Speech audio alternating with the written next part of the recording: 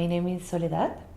I'm Spanish and I work currently for UNICEF in Kenya on the emergency response across the Horn of Africa. I am a lawyer by training. I've been working with UNICEF and some other UN agencies for over a decade now in more than 6 countries. Kenya and other countries across East Africa bear the brunt of the refugee crisis at the moment. Around 30% of the refugees globally are actually in African countries. In the Kenya case specifically, they are, if I'm right, around 500,000, as many as 500,000 refugees. And one of the biggest refugee crises at the moment, and in fact the fastest growing refugee crisis at the moment, is originated in your neighbor country, South Sudan. Over 2 million refugees have had to flee its country of origin, South Sudan, sadly, since December 2013, with over 500,000 only in the course of last year.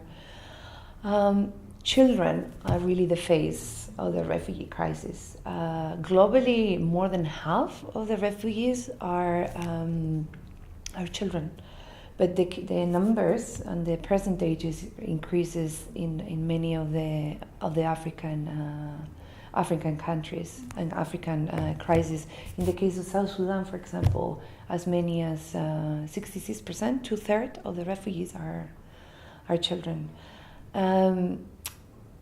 The governments across Africa have been really, really generous to open the borders and receive these large numbers, but obviously because of the high influx of refugees, oftentimes governments and countries are not able, are overstretched and are really not able to provide services and adequate protection to the refugees as much as they tried. And this is also why organizations like UNICEF, UNHCR and others are in Kenya and other neighboring countries supporting their efforts. Well, as you very well said, the first thing that we need to remember is that the reasons that propel any human being to leave their home country and have the perilous journey to cross a border to a country that is unknown to you, that must be led by something extremely bad that is happening in your home country. So I think it's very important to remind ourselves how bad the situation must have been especially for children to take that decision. And perhaps that leads me to one of the main issues, which is family separation. Oftentimes because of violence or a premeditated decision because families cannot cope staying together. The families are split apart, which generates a lot of problems.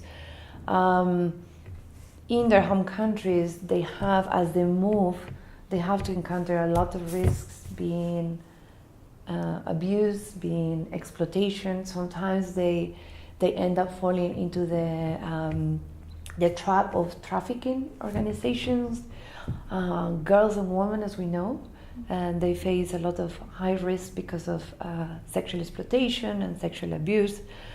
And yes, they do cross the border to seek international protection, but it doesn't mean that the challenges do not disappear.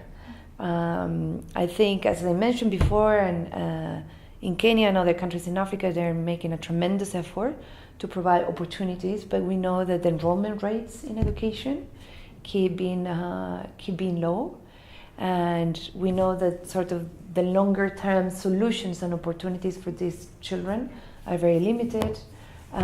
We know that they face a lot of psychosocial and psychological trauma because of the experience that they have in the past, and unfortunately there are not adequate services that help them to overcome those experiences. Okay.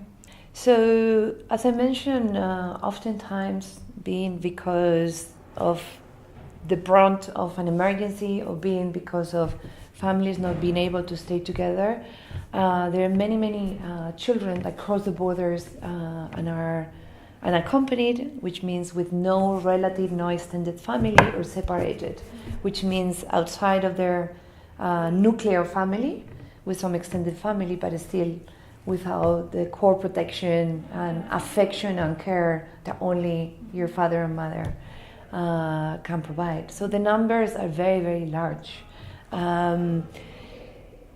Many agencies work really hard to try to provide family tracing and reunification services, also to restore family linkages. So sometimes it's not feasible to do a physical reunification of families, but at least it's very important that they can stay together. Government, humanitarian agencies also set up normally case management systems and try to find alternative care for those children. We know that the families are the first line of protection for any child, for their own safety and healthy development. So not having that first line of protection, of course, will pose a lot of additional challenges and risks as the child continue growing up.